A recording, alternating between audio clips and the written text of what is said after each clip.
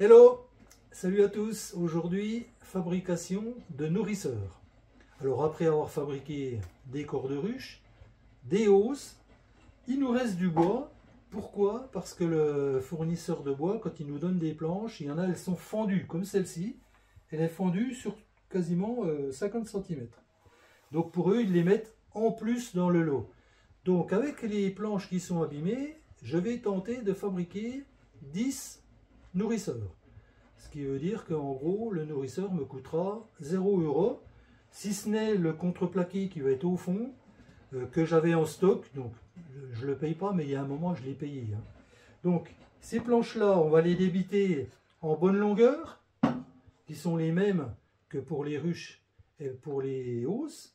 Et on va couper, là où c'est possible, des morceaux de 7 cm, qui est la hauteur du nourrisseur. Allez, c'est parti.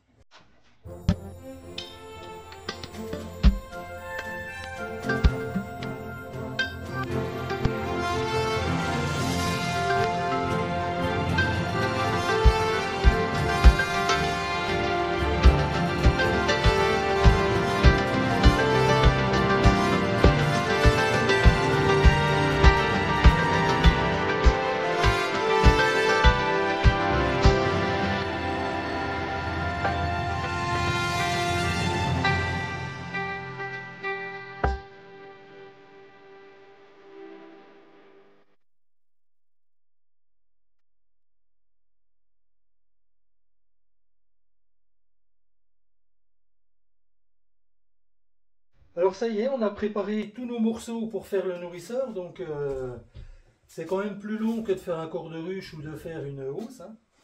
Donc on a les parties avant, arrière, les côtés, l'étanchéité, enfin je vous montrerai tout ça au fur et à mesure. Et je vais vous donner les codes, comme ça vous aurez ce qu'il faut pour en faire si vous souhaitez.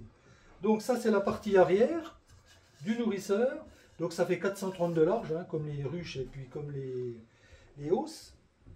On fait toujours notre entaille de 24 de profondeur par 12 ici, 24, 12. Et on y fait une rainure ici sur lequel va venir le dessous du nourrisseur qui est à 6 mm du bas. Et en l'occurrence, moi j'ai du contreplaqué de 5 mm, donc j'ai fait une saignée à 5 mm. 6 mm du bas. Ça c'est la première pièce. Partie arrière, donc toujours nos 430, toujours nos 24 par 12. Et puis ici, pour la fermeture, là où il y aura le sirop, vous faites une saignée. Moi je l'ai fait de 6 mm de profondeur par 10 mm de haut parce que j'ai des petits bouts de bois de 10 mm. Donc après vous adaptez en fonction de ce que vous avez. Donc maintenant les côtés. Sachant qu'il faudra faire attention de bien faire deux côtés différents. C'est le même travail mais sur l'autre côté de la pièce. Pour être les deux comme ça. Donc je vous en donne qu'une, l'autre c'est pareil. Longueur 476 comme pour les ruches. Ensuite on fait toujours notre saignée en bas. Enfin faites-la en dernier. Je vous conseille de le faire en dernier, de faire déjà vos saignées ici avant de faire celle-là parce qu'on a tendance à casser le bord. C'est ce qu'on s'est aperçu, donc on le fait en tout dernier, la saignée, 6 mm du bas toujours et 5 mm d'épaisseur. Ensuite ici, vous allez avoir la partie que les abeilles vont monter avec une saignée, mais là on en parlera tout à l'heure. Donc vous avez cette partie-là à faire, et puis ici, pour qu'elle n'aille pas directement dans le sirop, cette partie-là. Donc on a deux saignées à faire. Moi je l'ai fait en fonction de l'épaisseur du bois que j'avais, donc c'est toujours pareil, ça vous verrez. Si vous la faites, la profondeur ici c'est 10 mm, et la largeur, moi j'ai mis du 16 mm. Si vous avez du 14, mettez du 14, ça c'est pas important.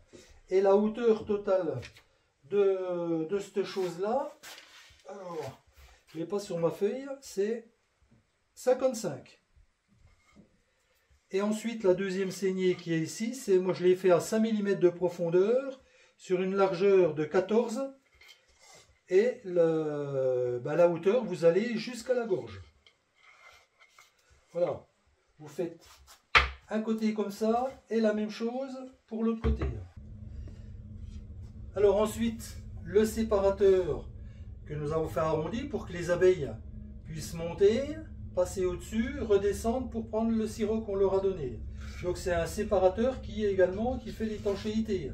Donc toujours pareil, 6 mm du bas, en ce qui me concerne 5 mm d'épais et 1 cm de profondeur.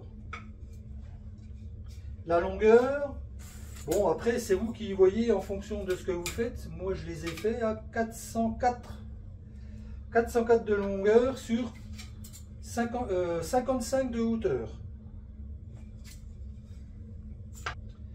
Donc ensuite le séparateur, là où les abeilles vont descendre, et là il y a le sirop, c'est pour pas qu'elles se noient dedans, hein, il sert à ça. Donc c'est pas très important les longueurs, les profondeurs dans les pièces, c'est vous qui choisissez. Moi j'ai mis 5 mm. La hauteur totale de cette pièce c'est 55. Ici j'ai fait de nouveau mon plat pour le couvercle. Donc toujours pareil, moi j'ai fait à 10 de profondeur sur 6 de largeur. Et puis j'ai fait ici un décochement, je ne sais pas si on verra bien, un décochement ici pour que les abeilles quand même, une fois que le sirop est suffisamment bas, qu'elles puissent passer ici pour aller ramasser le sirop. Voilà, on commence à arriver au bout. Donc là c'est la partie qui va venir fermer l'endroit où il y a le sirop. Donc j'ai mes deux pièces là, qui seront comme ça, et ici je vais mettre mon couvercle. Pour ceux qui ont des nourrisseurs en bois, vous savez ce que c'est. Voilà, donc moi je les ai fait à 60 de large. 60 de large, après vous mesurez sur votre montage, ils font 380 de long. Et puis ici, j'ai fait aussi une saignée de façon à ce que les abeilles puissent bien passer entre ce séparateur et le couvercle. Et pour terminer le fond, donc je vous ai dit que j'ai fait des saignées de 10 mm de profondeur. Pour le découpage, j'ai pris que 9 mm qui rentrent à l'intérieur de façon à laisser un petit jeu pour pas que ça coince, parce que c'est pas toujours coupé nickel, hein. Donc, en gros, enfin c'est pas en gros, je les ai coupés à 438 sur la largeur et 404 sur la longueur. Alors, on va passer au montage. Donc, pour les plus attentifs d'entre vous, vous avez vu qu'on a changé l'animateur. Donc, on a ici tous les éléments pour faire notre nourrisseur, le fond. Donc, petit rappel, on travaille bien sur une surface bien plate. On a à notre disposition une équerre pour faire notre nourrisseur d'équerre, c'est toujours mieux. Un maillet si besoin, de la colle sans solvant. Et nous, en plus, on rajoute des clous. On a une petite cloueuse pneumatique à la fin pour clouer tout l'ensemble. Une fois qu'on aura mis aussi l'outillage pour tenir tout bien d'équerre. Allez, eh ben, on passe au montage. Voilà, alors on va commencer par appliquer la colle donc dans les rainures, là où va venir se positionner le fond, et là où va être assemblé tous les éléments qui permettront de faire l'étanchéité, donc c'est-à-dire sur les côtés dans les grosses rainures, là où il y aura la partie pour bloquer le sirop, et sur les côtés sur notre découpe mi-bois. Alors on va appliquer, donc mettez pas trop de colle, ça sert à rien, à la fin ça risque de ressortir de tous les bouts, une fois qu'on va mettre le montage avec le serre-joint. Voilà, on en applique partout. Donc ici, pas la peine d'aller jusqu'au bout, hein. Sur l'avant de la ruche, il n'y aura pas le fond, donc ça ne sert à rien d'en mettre sur la dernière rainure. Ici, on aura besoin aussi. Voilà. Et donc sur la partie avant qui va arrêter le sirop. Voilà. Donc toujours de la colle sans solvant.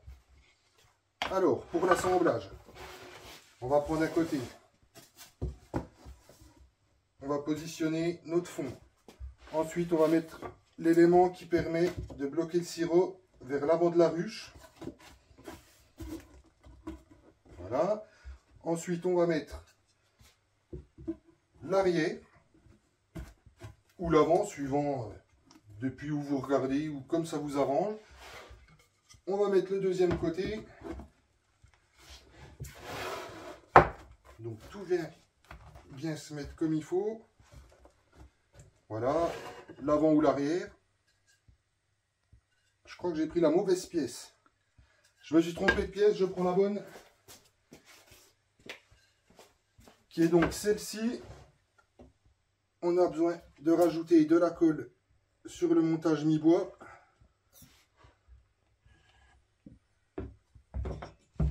Ça me rappelle que je ne l'ai pas étendu, mais bon, après avec le serrage, il y a tout qui va s'étaler à l'intérieur. Donc pas d'inquiétude. Donc on a vu aussi qu'on pouvait utiliser de la colle PU, apparemment qui gonfle en séchant. Nous on n'en a pas, on a de la colle comme ça sans solvant.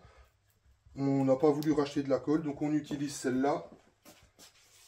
Bon, on fait avec les moyens du bord.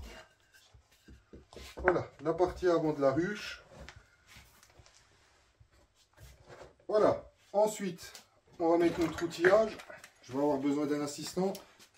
Oui, patron, j'arrive. Une figure que vous connaissez qui vient m'aider. Il n'y a rien à faire, ça tombe bien.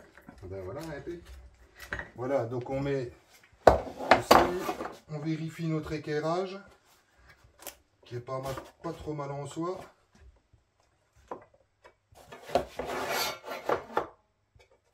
Voilà, impeccable. Et une fois qu'on a mis notre serre-joint, à ce moment-là, on vient appliquer, nous, les clous. Alors on en met deux sur les extrémités à la fin pour être sûr. On en rajoute une au milieu. Après voilà, vous mettez des clous, des vis, chacun fait avec les moyens qu'il a.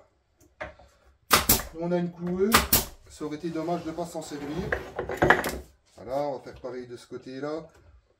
Donc vérifiez bien que vous soyez bien appuyé partout. Si jamais vous n'êtes pas bien appuyé partout, n'hésitez pas à rajouter un serre-joint ou à ajouter de la pression là où il y a besoin d'aligner les éléments. Voilà. Impeccable. Une fois qu'on a mis tout ça, on vient enlever notre outillage. Hop, on va venir accrocher là. Là, il va se lever. Ensuite, donc comme je disais, on va rajouter un au milieu.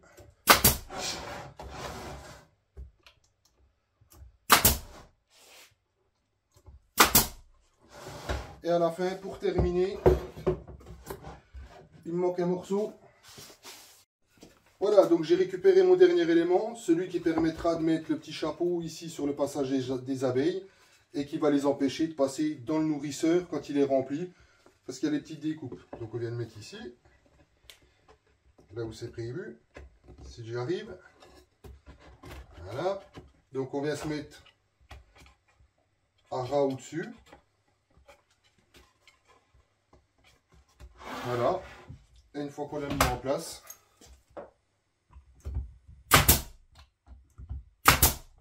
on va y mettre deux clous. Il est part. Et voilà.